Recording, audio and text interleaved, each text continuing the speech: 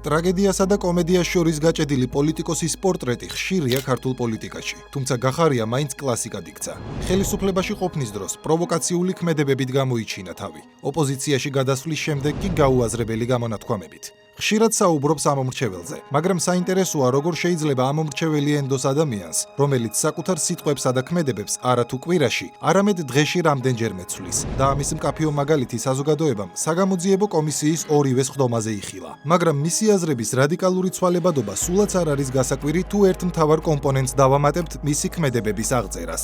და ეს კომპონენტი ტყუილია. რატომ? ყველაზე მარტივით დავიწყოთ. არ მეშინია თქვენი კომისიის და არც გამოძიების. მე პრობლემა არ მაქვს არანაირი. მე თავისუფალი ვარ, აგერ ვარ, არცად არ მივდივარ, არცად არ ვიმალები რა და არც კომისიაზე მოსვლის მეშინია. მოვდივარ, აგერ არანაირი პრობლემა არ მაქვს. თუმცა გავიდა ორი თვე. გახარია ხელმეორედ დაიბარეს საგამოძიებო კომისიაზე და კაცი, რომელიც უშიშარის მანტიას ირგებდა და არც კომისიის ეშინოდა და დამალვის მით უმეტეს, მხოლოდ დისტანციურად დათანხმდა მონაწილეობას.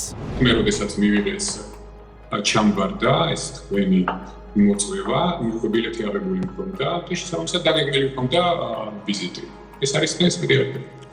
მოდით არ დაგეთანხმებით, იმიტომ რომ თქვენ ჩვენ სამდივნომ 11 ივნისს გამოგიგზავნათ ინფორმაცია, რომ ხელმეორედ იყავით მოწვეული, 13 ივნისს დილით 9 საათზე ჩვენი წარმომადგენელი გეწვიათ რეგისტრაციის მისამართზე და მამა თქვენმა ბატონმა ზაურმა ხელი მოუწერა, რომ ჩაიბარა დილის 9 საათზე ხდება ეს 13 ივნისს. იმავე დღეს 3-ის ნახევარზე თქვენ შეიძინეთ ბილეთი, რომელსაც არ აქვს უკან დასაბრუნებელი ბილეთი, მარტო ერთი ბილეთია და წახვედით. მე ქვეყნიდან გასვლა დაგეგმილი მქონდა დიდი ხნის წინ, უნდა დავსწრებოდი სოციალ-დემოკრატიული პარტიის კონგრესს, იმიტომ რომ შემოდგომას სოციალ-დემოკრატიული ოჯახის კონგრესის ფარგლებში უნდა განიხილონ ჩვენი პარტიის გაწევრიანების საკითხი. იმეილი არა გაქვთ სოციალ-დემოკრატებთან მიწერილი ან მოწერილი, რომ 11 ივნისზე ადრე დაიგეგმა თქვენი ქვეყნიდან გასვლა? ეს დაიგეგმა 2-3 თვის უკან. და გაქვთ მტკიცებულება. რაში უნდა მოგცეთ თქვენი მეილი, რა ვალდებულება?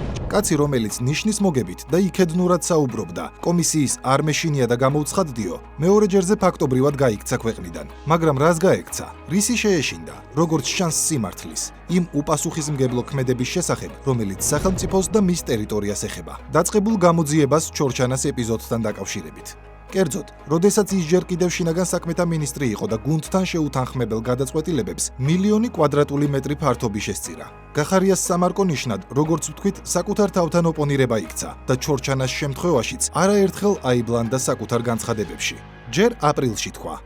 ეს არის დიდი ტყის მასივი და ახლოებით 2000 ჰექტარი მომიჯნავე სოფელ ჩორჩანასა და საოკუპაციო ხაზთან. ეს ტერიტორია ყოველთვის იყო საქართველოს ხელისუფლების მიერ კონტროლირებადი ტერიტორიის მხარეს და აქეთა ნაწილი, არასოდეს ასე თქვათ ინტენსიური აქტიურად ყითხვის ნიშნის ქვეშ ამ ტერიტორიასთან დაკავშირებით საკითხი არ დამდგარა. შემდეგ კი ივლისში განაცხადა. საქართველოს მაშინ აი იმ დღეზე ეფექტური კონტროლი არ ქონდა და ამ დღეზე ეფექტურ კონტროლს ახორციელებდა საოკუპაციო ძალები. აპრილში ის ამბობდა, რომ ჩორჩანას მიმდებარე დღე საქართველოს კონტროლქვეშ იყო. ივლისში კი თქვა, რომ ოკუპანტების მიერ კონტროლდებოდა. რეალობა ის არის, რომ სანამ გახარია შეუთანხმებელ გადაწყვეტილებას მიიღებდა და ჩორჩანაში საგუშაგოს ჩადგამდა, მანამდე ადგილობრივები აღნიშნული ტყით სარგებლობდნენ. თუმცა მას შემდეგ რაც იქ საგუშაგო ჩადგა, სიტუაცია დაიძაბა. ოკუპაციურმა რეჟიმმა საპასუხოდ სიმაღლეებზე 5 საგუშაგო განათავსა და ადგილობრივებს ტყით სარგებლობა შეეზღუდათ. რა მიზნით ჩადგა გახარიამ საგუშაგო? მოვისმინოთ აპრილში გაცემული პასუხი. მიზანი არ ყოფილა საგუშაგო. მიზანი იყო საოკუპაციო ხაზის გადმოწევა. დღეს საოკუპაციო ხაზი გადმოწეული არ არის. ეს არის მთავარი მიზანი. ახლა კი მოვისმინოთ გახარიას მორიგი ვერსია ივლისში. ჩვენ ვერ პატრულირები. ამ პატრულირების აღსადგენად იყო საჭირო ეს საგუშაგო. ორი განსხვავებული ვერსია, მაგრამ ერთი რეალობა, რომლითაც დღეს ქართული მხარე ვეღარ აკონტროლებს ტერიტორიას, რომელსაც ადრე აკონტროლებდა, რომელშიც შესვლა ადრე საშიში არ იყო და მეტიც, ინფრასტრუქტურული პროექტებიც ხორციელდებოდა, რაც შეახსენეს კიდეც.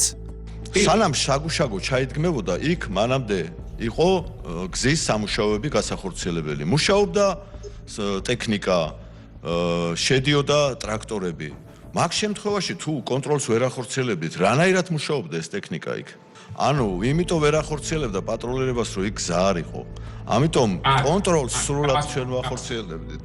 მაგრამ მხოლოდ ეს არ არის. გახარია, რომ ჩორჩანას ეპიზოდზე საუბრისას უამრავ შეცდომას უშვებს და საკუთარ თავს ეწინააღმდეგება, ეს ორივე საგამოძიებო კომისიაზე გამოჩნდა.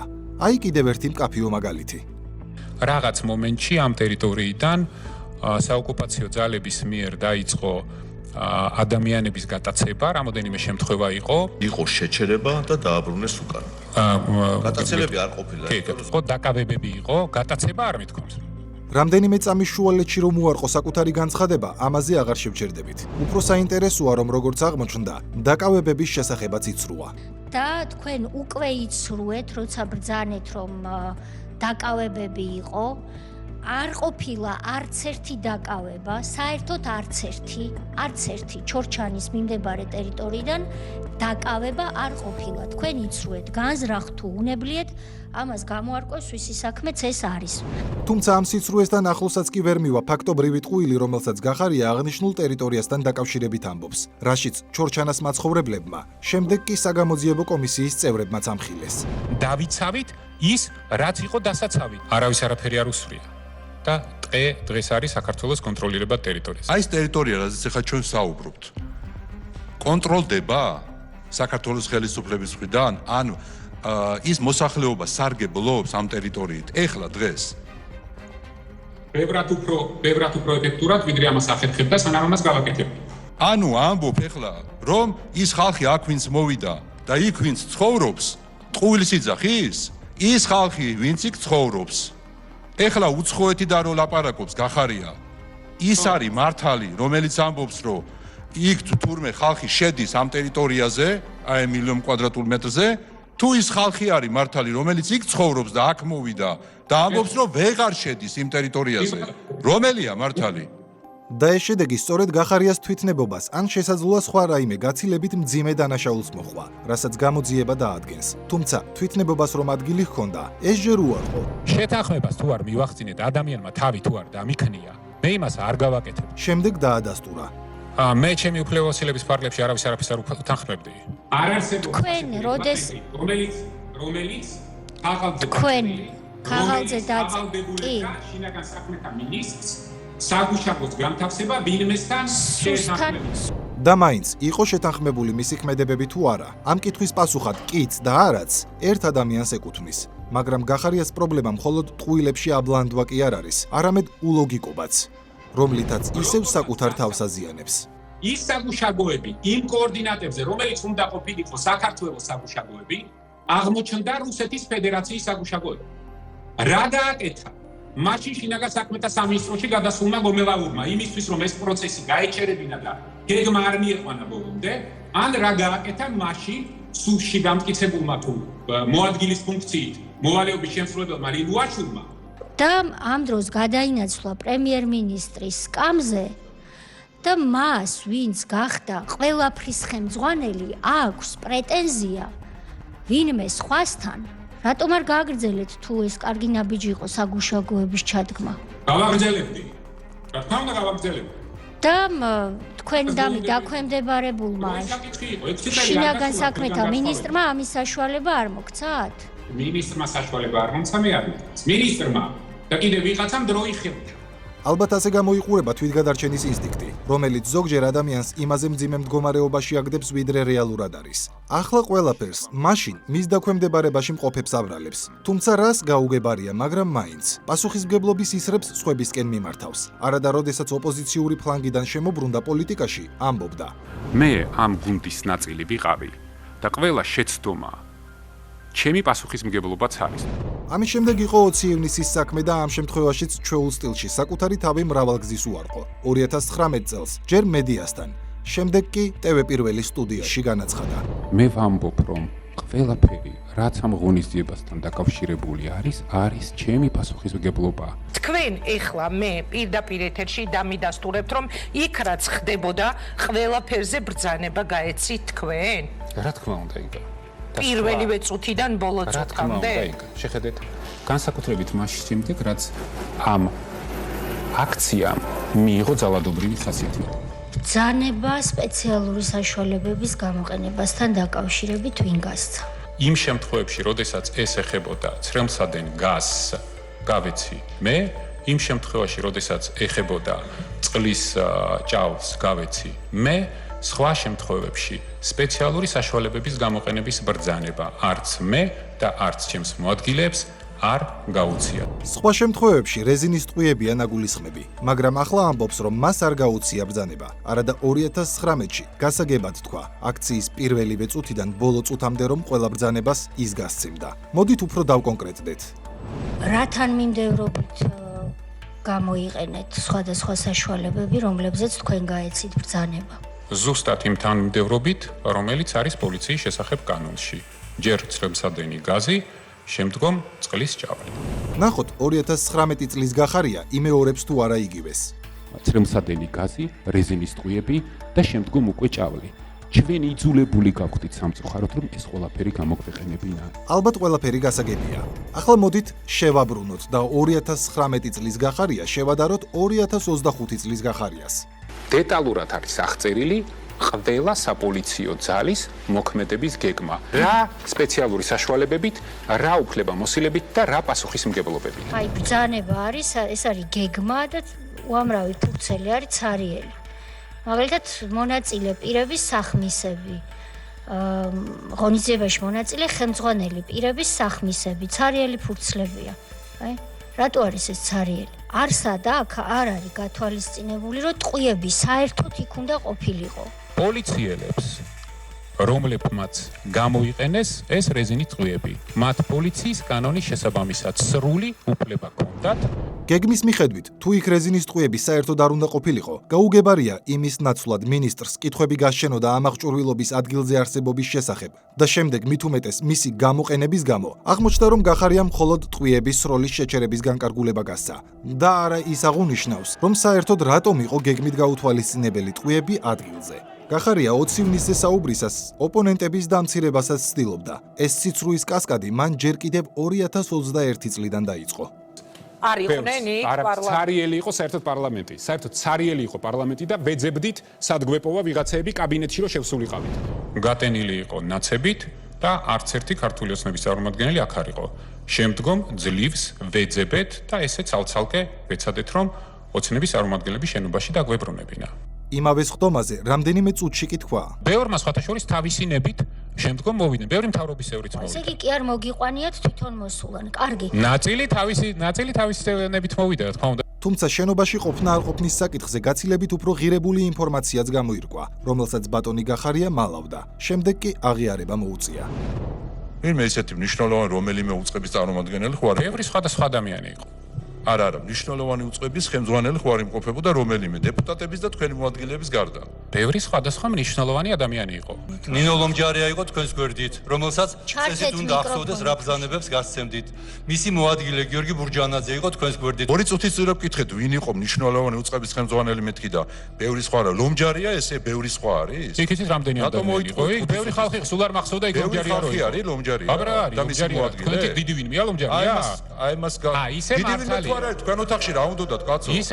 თქვენ ოთახში რა უნდოდა ლომჯარიას ნაცების წარმომადგენლებს? ეს დეტალი, რომლის გაუბრალოებად სურდა გახარიას, ნამდვილად ბევრ კითხვას აჩენს. ლომჯარია და მისი მოადგილე გიორგი ბურჯანაძე, რომლებიც დეკლარირებულად რადიკალური ოპოზიციის სატელიტებს წარმოადგენდნენ, რატომ იყვნენ შინაგან საქმეთა მინისტრთან, როდესაც ის 20 ივნისის ოპერაციას ხელმძღვანელობდა და არა ხალხთან. მაგრამ აღმოჩნდა, რომ გახარია ბევრ სხვა პირში, რომლებიც თურმე არ ახსოვს, გერმანიის მაშინდელ ელჩსაც გულისხმობდა.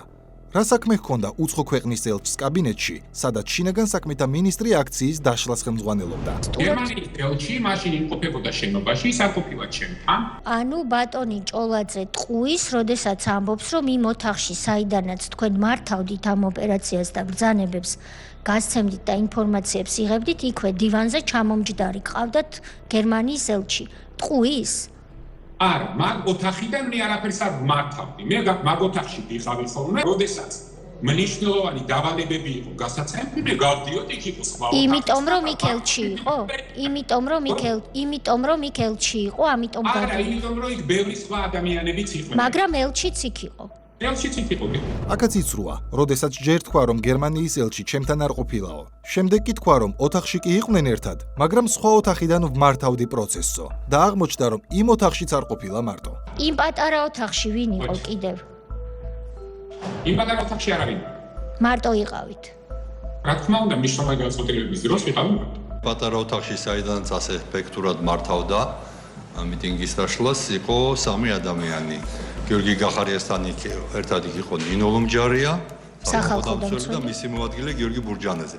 იმ სხვა ოთახში მუდმივად სხვა არავინ არ იყო, თუმცა ვიღაც ადამიანები შედიოდნენ და გამოდიოდნენ, მათ შორის მეც. არ იყვნენ? ისევე როგორც ის მეს არ მითხრამს. ისევე როგორც ანუ იყვნენ ესე იგი თუ არ გითქვამთ. ასე ეწინააღმდეგებოდა გახარიას საკუთარ თავს და ისედაც მძიმე მდგომარეობაში მყოფი მისი საკამათო გადაწყვეტილებების გამო, კიდევ უფრო მძიმე და თან კომიკურ მდგომარეობაში იგდებდა თავს. და როდესაც მის პოლიტიკურ დეგრადაციაზე ვსაუბრობთ, უნდა ვახსენოთ, რომ ეს სწორედ მას შემდეგ დაიწყო, რაც ის ქართული ოცნების გუნდს განუდგა. მას შემდეგ, რაც სახელმწიფო ინტერესებს რადიკალური ოპოზიციის სასარგებლოდ უღალატა და თანამდებობა დატოვა, რომელზეც ასევე უამრავი განსხვავებული პოზიცია მოვისმინეთ მისგან წარსულში.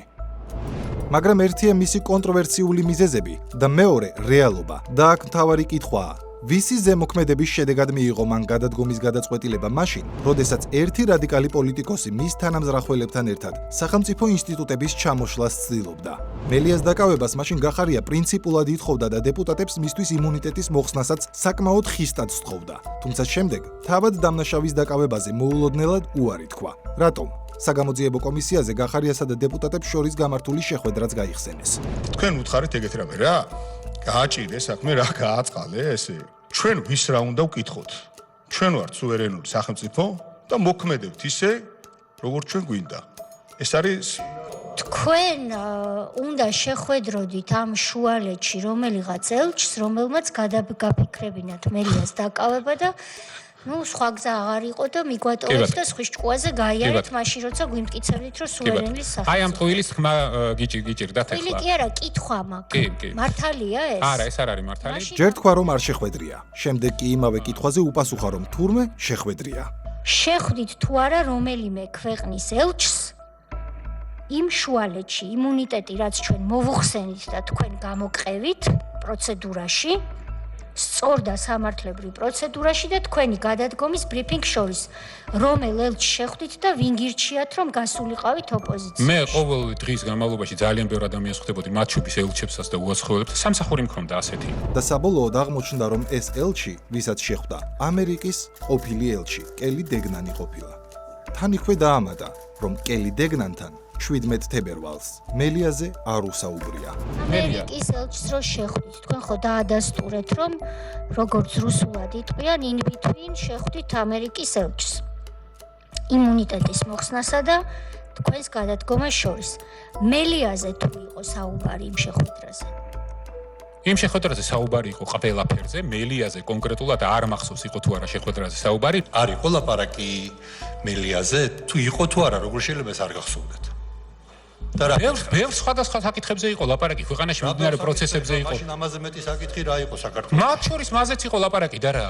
გახარიამ კვლავ რამდენიმე წამში შეცვალა საკუთარი პოზიცია, თუმცა შინაარსის ნაწილი კიდევ უფრო საინტერესოდ ახსნა. და რა გითხრათ? არაფერი, დასაკავებელია უნდა დააკავო. всё. დასაკავებელია უნდა დააკავო. საქართველოს კანონმდებლობა უნდა აღასრულოთ. მე სხვა ტონალობაში ვერავინ ვერ მეპარაკებოდა. თუმცა მელია როდესაც დააკავეს ამერიკის საელჩო იყო ერთ-ერთი პირველი, რომელმაც კრიტიკული განცხადება გააკეთა და სახელმწიფო მელიას დაკავების გამო უმკაცრესად გააკრიტიკა. სწორად გავიგეთ, ეხლა ელჩმა მითხრაო, რომ მიდით დააკავეთო, მწვანე შუქი აგინთოთ? მე მქონდა მწვანე შუქი არ ამინთო.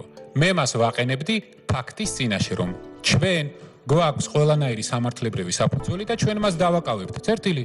მე ასე ვაპარაკებოდი. რაც დაკავების შემდეგ საელჩომ გააკეთა ასეთი ღრმად შეშფოთებული განცხადება. თქვენ რომ შეხვდით მსგავსი ტიპის რაიმე კონსერნს რო ვეძახით, თქვენთან არ გამოუთქვამთ? ჩემთან არ გამოუთქვამს. აბა რა თქვა რომ მიდი დააკავეო? არა, თქვა რომ ეს თქვენი შიდა საქმეა, ჩვენ შიდა საქმეებში არ ვერე. აქაც ალბათ ყველაფერი გასაგებია და საზოგადოება მარტივად განსაზღვრავს, ტყუის თუ არა ბატონი გახარია. როდესაც ამბობს რომ ელჩი, რომელიც კერძო დავაში, რაც უბრალო საპარკინგი ადგილს ეხებოდა, იქაც კი ერეოდა, მელიას დაკავების შესახებ მასთან პრეტენზია არ გამოუთქვამს. ხოლო როდესაც მელია აიყვანეს, უეცრად აღმოჩნდა რომ ელჩისთვის მელიას დაკავება ქვეყნის შიდა საქმე აღარ იყო. საბოლოოდ მოხდა ის, რაც რეალობასთან შესაბამის ლოგიკაშია. გახარია შეხვდა ელჩს და სავარაუდოდ სწორედ მისი გავლენის ქვეშ მყოფი გადადგა პრემიერის პოსტიდან. მე მივიღე გადაწყვეტილება გადავდგე დაკავებული თანამდებობიდან. ასე გამოიყურება პოლიტიკური ბანკროტობისკენ მიმავალი გზა, როდესაც უპრინციპობა და საკუთარი პოზიციების მრავალგზის უარყოფა პოლიტიკოსის სამარკო ნიშნად იქცევა ხოლმე. ეს ტრაგედიაა, თუმცა ორიოდე სიტყვა კომიკურობაზეც ვთქვათ, რადგან აღმოჩნდა რომ საკუთარი სიტყვების უარყოფა მისი ხასიათის ნაწილია. რა ვქნა ჩემო თეა, ერთი ეკონომისტი კაცი ვარო. აი ეს იყო თქვენი პასუხი. იტყუებით. ეს არის ტყუილი. ეკონომისტი არა ვარ და არ ვიტყოდი რომ ეკონომისტი კაცი ვარ. თავარი განათლება, ძირითადი საბაზისო განათლება არის პოლიტიკური მეცნიერება და მე ვთვლი რომ მე ვარ პოლიტოლოგი. შემდგომ მაქვს ეკონომიკური განათლებაც მიღებული. მისი ხასიათის ნაწილია როგორც ჩანს ასევე იაფფასიანი შოუებიც, როდესაც ჯერ თურმე თენგიზ შარმანაშვილი არ იცის ვინ არის. შემდეგ კი შეურაცხყოფას აყენებს და პუტჩისტად მოიხსენიებს. უკაცრავად თქვენი სახელი? კივი, ბატონ კივი. შეხედეთ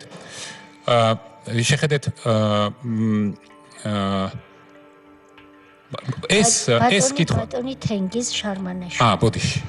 იმ დღეს იქ მითხრა არც მახსოვს არც ვიცი კაცო იმ კაცის სახელი რა. კარგი, მოდით მონაწილეობა მიღებული ხალხის ლოგიკაა ეს. ეხლა ან მაგას დაადასტურებთ რომ ეროვნული ხელისუფლება ჩემი დამხობილია, ან ამაში მონაწილეობა მაქვს მიღებული. ან და კიდევ ერთი ტოპ ბატყუ არ ახართ, ისე როგორც ყველაფერში რა. და ბოლოს, კიდევ ერთი დეტალი გახარიას პრინციპულობის შესახებ, რომელიც განსაკუთრებით საინტერესო მისი ამომრჩევლისთვის უნდა იყოს.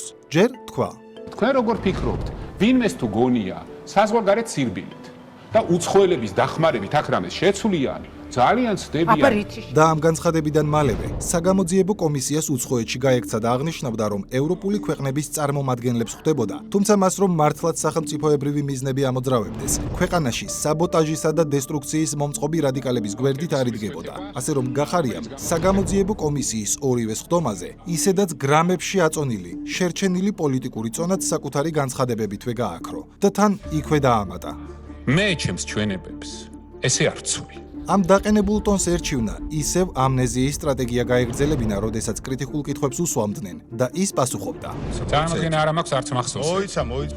არ მახსოვს რა დროს მოვედი. არ მახსოვს. ასე ჩაეტია ერთ სიუჟეტში ღალატით ცნობილი ყოფილი შინაგან საქმეთა და პრემიერ-მინისტრის პოლიტიკური პორტრეტი, რომელიც ოპოზიციაში გადააბარგეს და იქიდანაც ერთადერთი, ვისაც ოპონირებას უწევს, მხოლოდ საკუთარი თავია და ვერავინ სხვა.